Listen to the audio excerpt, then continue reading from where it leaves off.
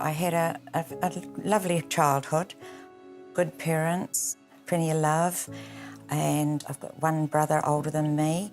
We were very family orientated, lots of aunties and uncles and cousins and celebrations. And then when I was 16, a family friend, their son, asked me out, and we started what we used to call courting in those days, and we'd go to dances on Saturday night, and he was lovely. He treated me so well. Looking back, I don't know if it was being in love with being in love. In that era, we left school, got a job, got a boyfriend, got married, had your babies, got the mortgage. Married at 19. And then I had 3 children. Husband was a good support. Oh, we were just so happy. Things started to change and I didn't know what was happening. And then my husband decided to leave me.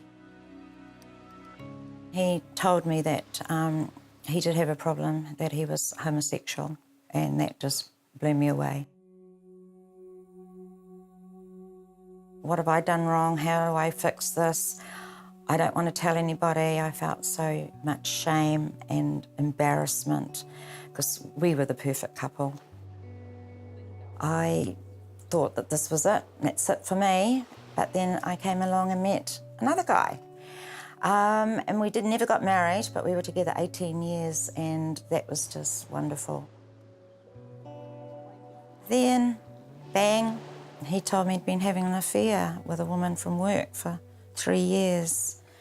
And I was 57 years of age. I was absolutely devastated. And that just blew me. It just blew me right. I just was so sad, so traumatised. Just didn't think this would ever happen to me again. A friend of mine, Chris, had become a Christian a few years ago. Her and I had been the party girls. I couldn't believe she'd become a Christian.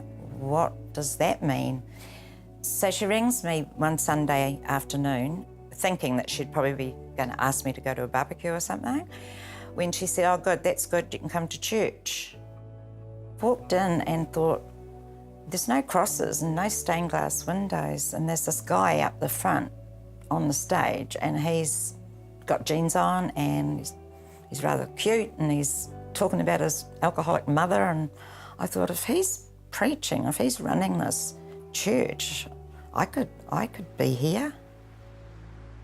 Since that day, which was 8 years ago, I've never stopped going. I was a person that was very full of fear inside. I might have been okay on the outside, but the inside was so...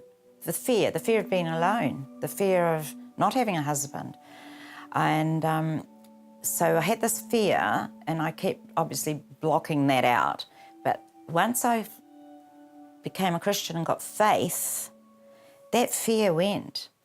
Also, there's only one person that could look me in the eye and tell me that they won't abandon me or reject me and not forsake me, and that's God.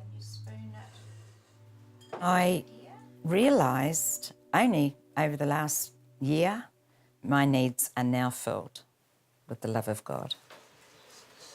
You okay?